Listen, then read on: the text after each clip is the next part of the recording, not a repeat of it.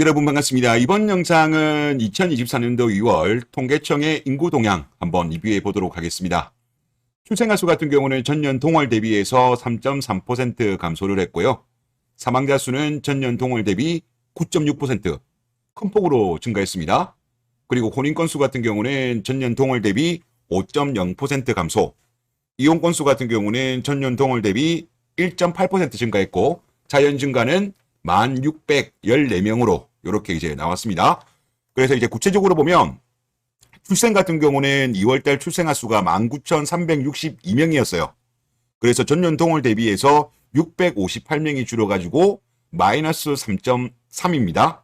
그리고 1월달 같은 경우는 7.7% 전년 동월 대비 줄었기 때문에 1월달과 2월달 누계로 했을 때는 마이너스 5.7이에요.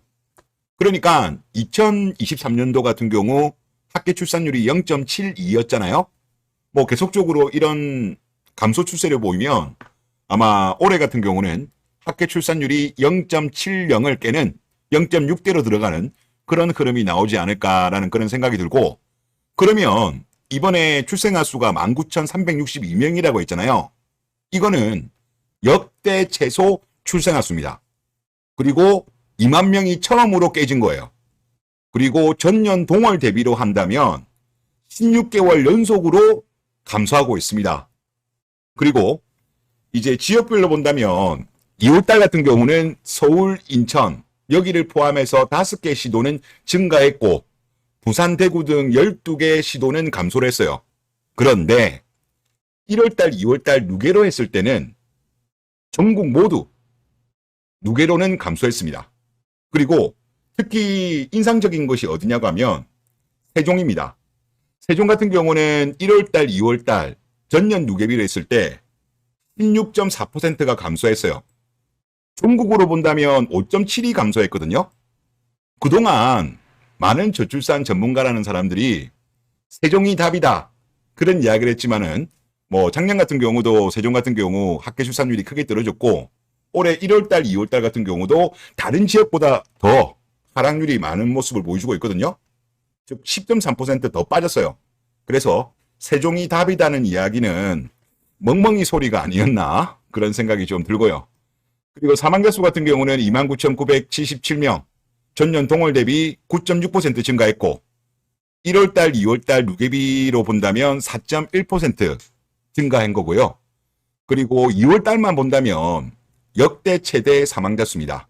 이제 그렇게 나오는 거고, 그리고 혼인 건수 한번 보시죠. 2024년도 2월달 같은 경우는 전년 동월 대비해서 896건이 줄은 마이너스 5.0% 감소를 했는데, 지금 2024년도 1월달이 큰 폭으로 증가했어요.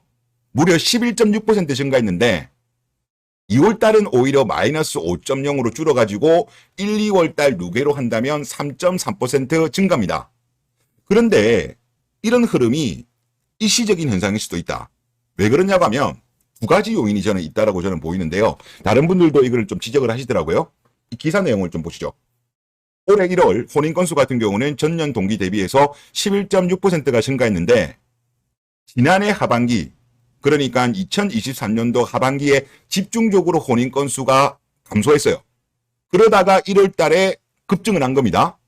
그런데 이런 큰 폭의 증가율에 대해서 통계청은 혼인 신고가 가능한 평일이 지난해 1월에는 설명절이 있어 20일이었던 반면 2024년도 1월달 같은 경우는 22일로 이틀이 더 많았어요.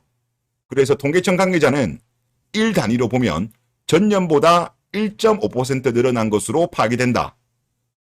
원래는 11.6이었지만 통계청에서 일수로 감안하면 1.5라고 그렇게 분석을 한 거고, 이거 말고 또 다른 것도 영향을 미쳤다고 봅니다. 그게 뭐냐고 하면 올해부터 세법이 바뀐 게 있어요.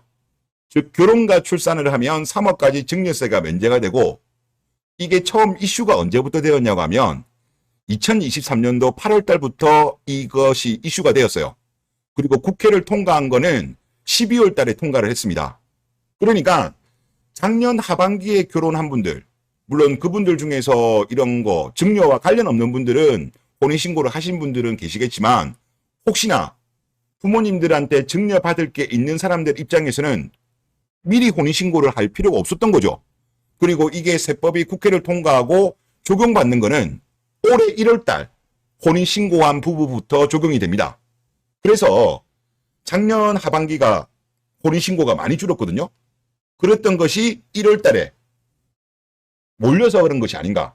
즉, 두 가지. 첫 번째로는 혼인신고할 수 있는 일수가 이틀이 더 많았고, 그리고 이런 세법 때문에 아마 1월달이 큰 폭으로 11.6%가 증가했고, 2월달 같은 경우는 특별한 이슈가 없었어요.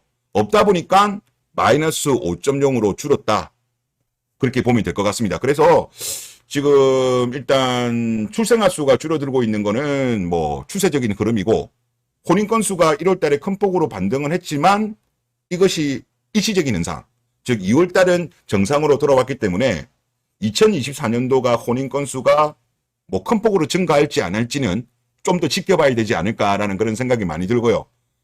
그리고 최근에 어떤 정부라든가 뭐 여건이라든가 야건이라든가 어떤 정책을 보면 너무 근시안적인 현금 지원책만 나오고 있는 것 같아요. 어떻게 본다면 본질적인 문제에 대해서 이거를 개혁을 해야 되는데 돈으로 계속적으로 해결하려고 하다 보니까 저는 이 문제가 쉽게 해결은 안 될 것 같습니다.